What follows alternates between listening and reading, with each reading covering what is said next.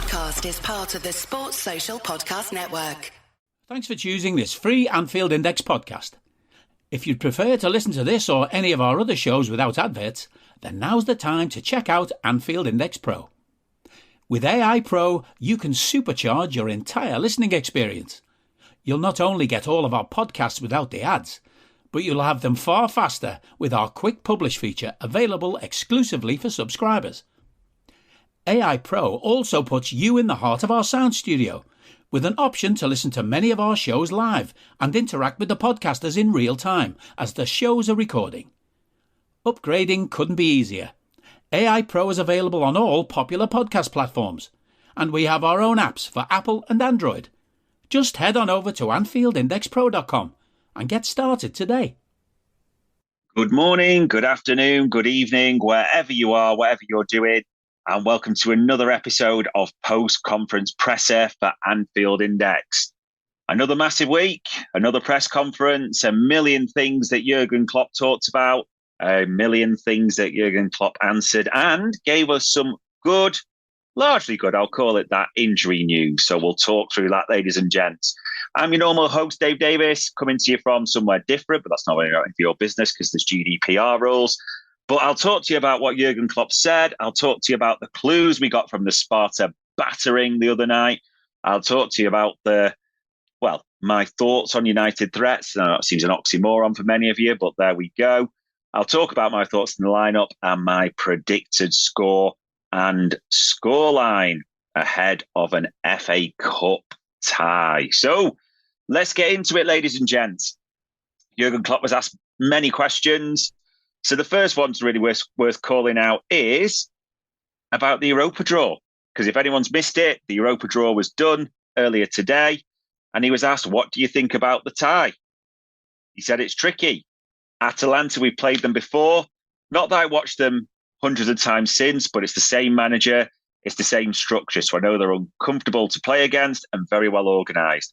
It's a quarter-final. Didn't expect any easy opponents, and I'm really looking forward to it. I have a lot of respect for what Atalanta do, and let's see what we can do. Yeah, for those who haven't seen it, we have been drawn against Atalanta. The first leg will be played at home. We were the second sort of pairing out, if you want. The best news about it, I think as well, if you look at the draw, you couldn't really have asked for much better. Atalanta would have been one of the ones you picked, maybe not your first choice, but from what we know about them, Gasperini, very attacking, very almost an un-Italian side in the way they play. We know some of their players. We've long been linked with Coop Miners, haven't we, as well? But so a team that suits us, I would say, very much. We've got history against. You think back to that time we played them last in the Champions League, and Diogo Jota got the hat-trick, didn't he? Away from home. I think we're happy with that.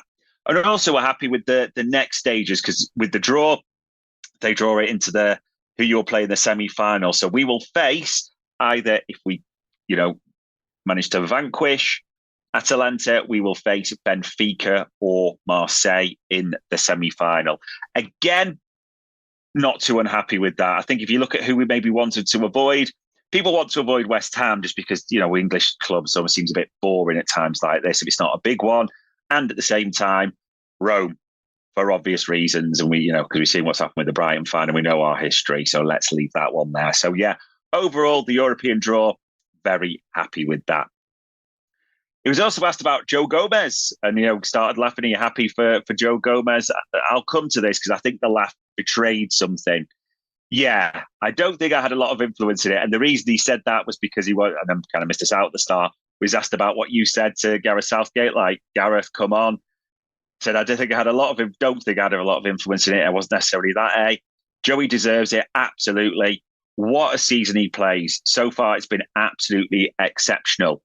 We definitely won't be where we are without the kids, and definitely won't be where we are without Joey. And he's played so many different positions. I saw in his face, he's very happy about it as well. So it's good news. And let's play the game, and he can go there and hopefully come back healthy. I think his laugh betrayed everything in that regard, that he's personally feeling against what he feels for the player.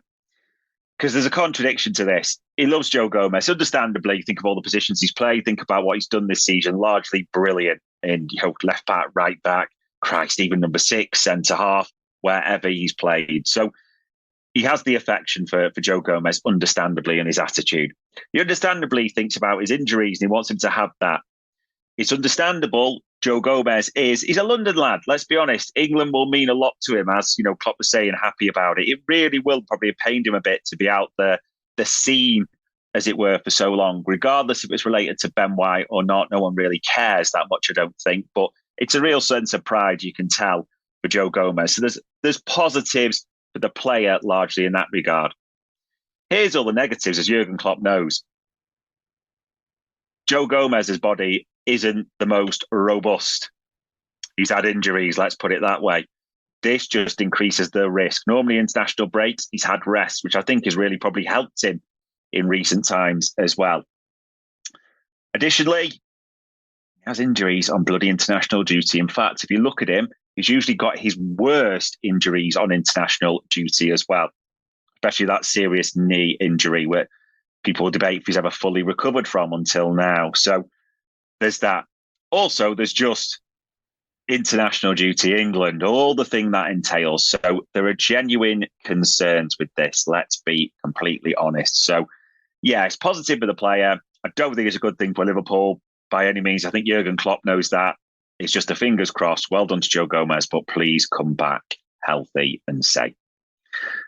Then the other couple of questions were around injuries, ladies and gents. So I was first asked by, and good questions to be fair, James Pearce about Salah, Konate and Clark. He said, yeah, Mo is definitely ready. Ibu didn't train today, but we'll see tomorrow.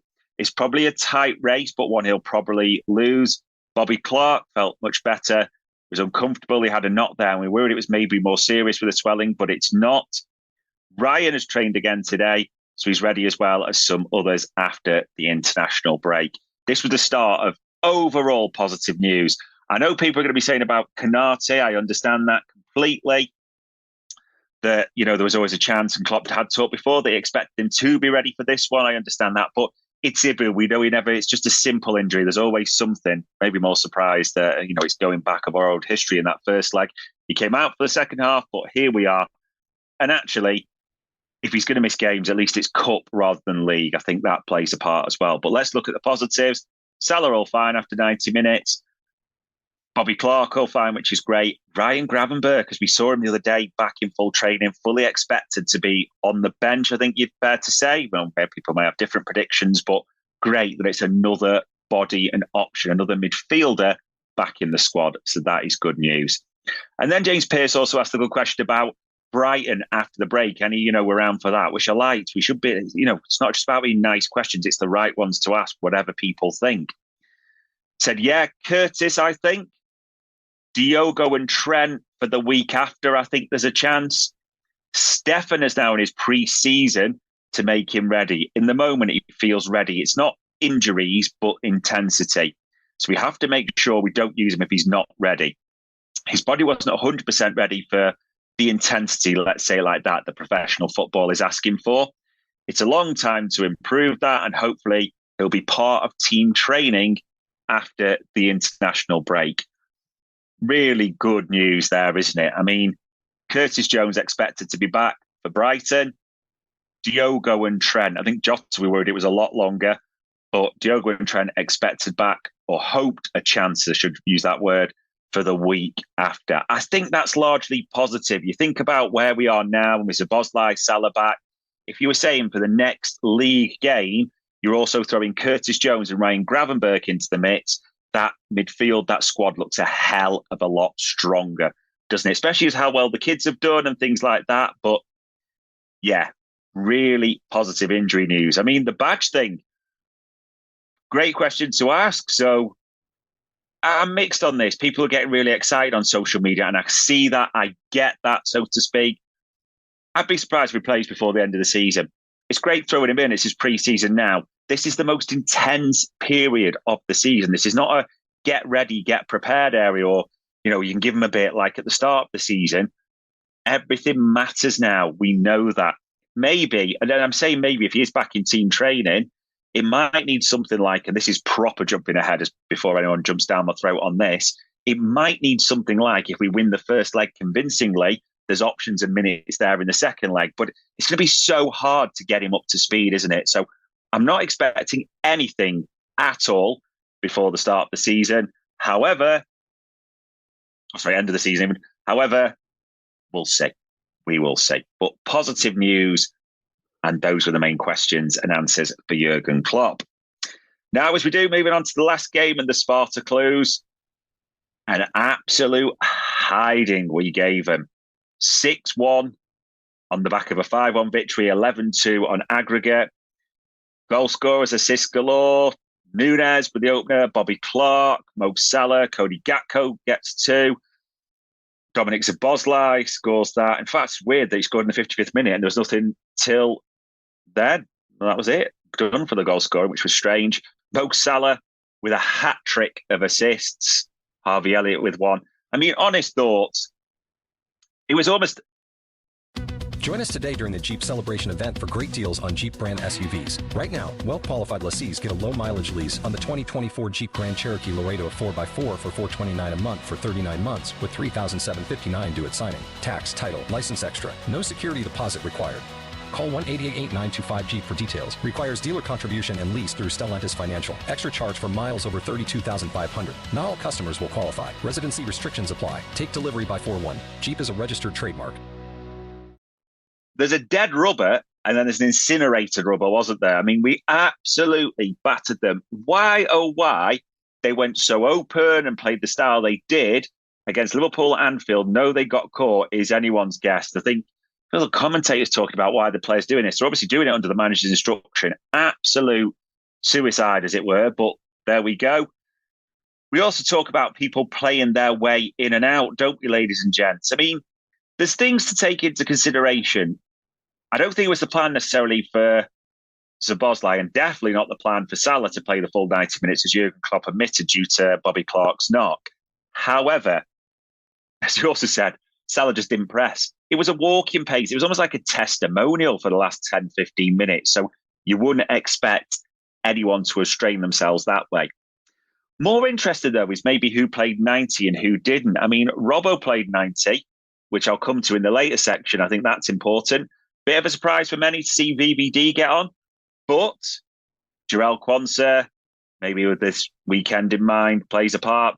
Conor Bradley paid 90, which surprised, I think, quite a few as well. But yeah, we'll come to this in my selected lineup, or what I think it will be. Not it will be guaranteed to be correct by any means. However, there is a lot to consider. I think that's the big thing, though. A hammer in. No one was really exerted completely, but on to the next round. And then as we do, ladies and gents, we always talk about the threats of the other team, the opposition. It's them down the East Lancs Road. Been a right weird team this season, haven't they, United under Seven Haag, and what they've done. I mean, they're 6 points off fifth place. They've won 15, but they've lost 11. It really is win or lose. It kind of is.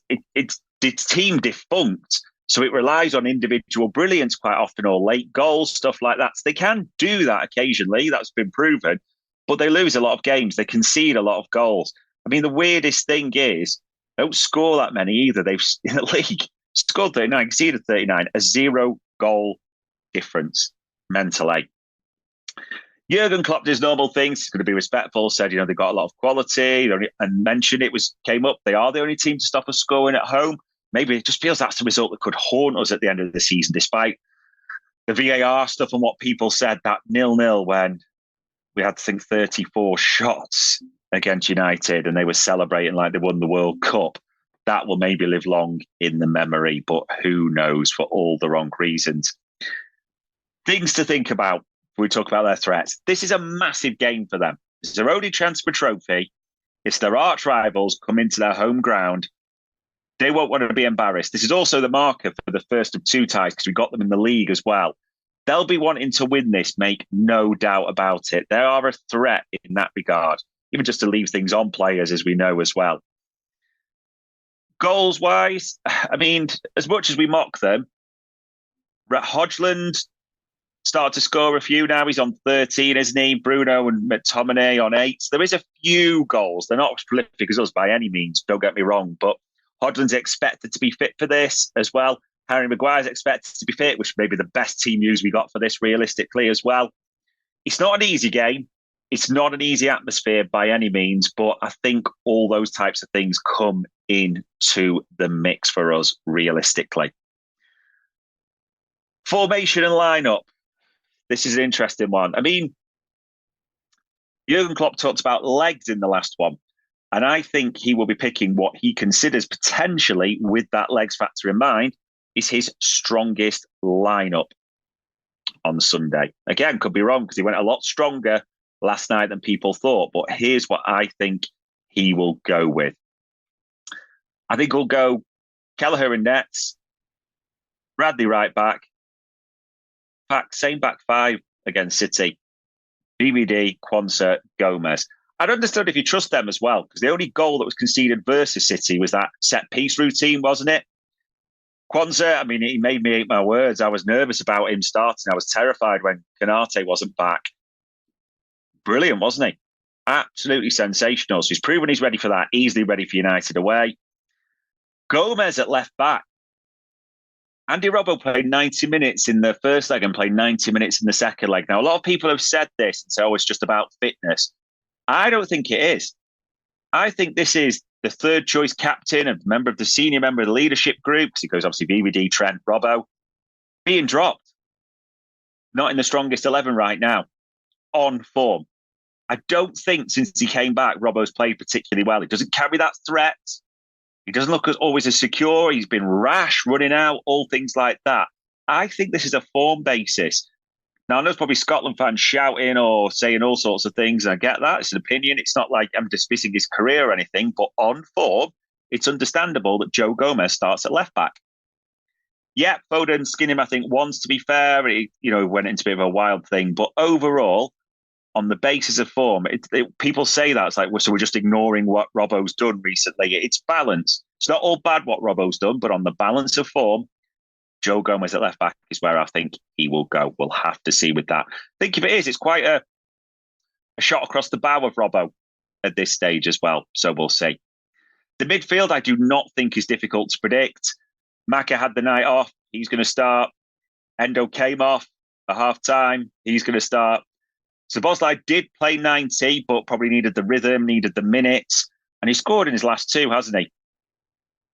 Now, this is the big one, because a lot of people are debating Elliott or Szoboszlai. And it would not surprise me either way, just to be clear. Harvey Elliott could argue well deserves the nod. He was brilliant against City. He's put himself, he's gone up a level. So I would be happy with either. I do think it will be Elliott, but Szoboszlai would not surprise me at all. So it's Szoboszlai or Elliott for that final spot. I think he will keep it with Harvey Elliott. Just a personal opinion, that's all. The front three, I don't think this is too difficult to sort of divide between. Salah, Nunez, Diaz. Diaz given the night off already after his unbelievable performance. Everything but the goal against City, wasn't it? Darwin scored again. Darwin was just Darwin last night. He showed us his full range. We saw an overhead kick that went wide. We saw an unbelievable volleyed pass right into Salah's path.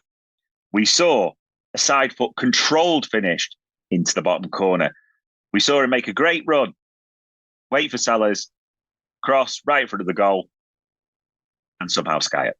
We saw the full Darwin range last night. He starts 17 goals, 11 assists. It's not even a debate. And Mo Salah. Mo Salah is back. A goal and 3 assists.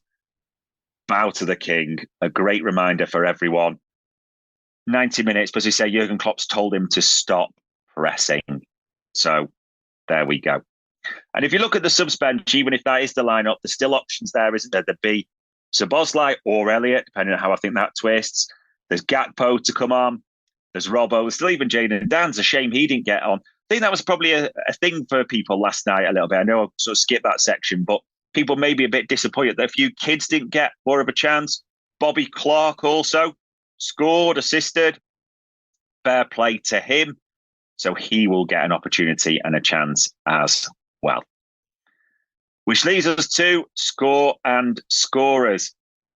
I think this will be tight. In a way, And I'm saying this, I'm going to be honest, I don't know. I think if it goes to full time, it goes to penalties, but I could be wrong. I don't generally know that if there would be a replay.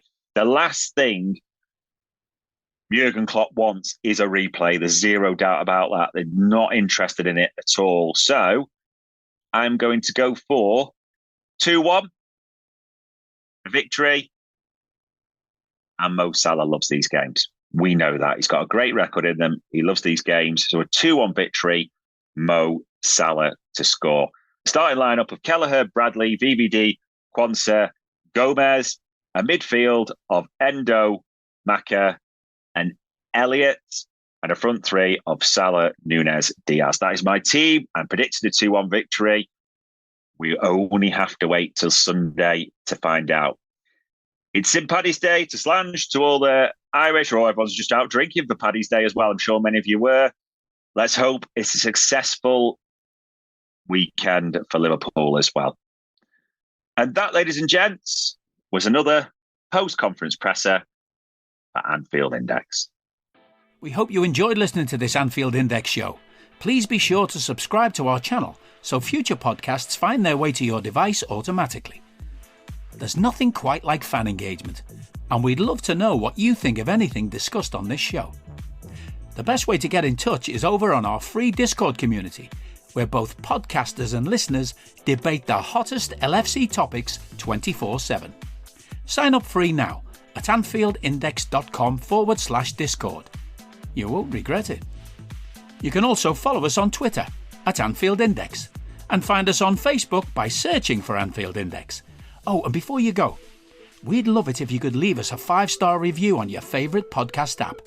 It only takes a couple of seconds, and it means the world to the people who create these free shows. Sports Social Podcast Network.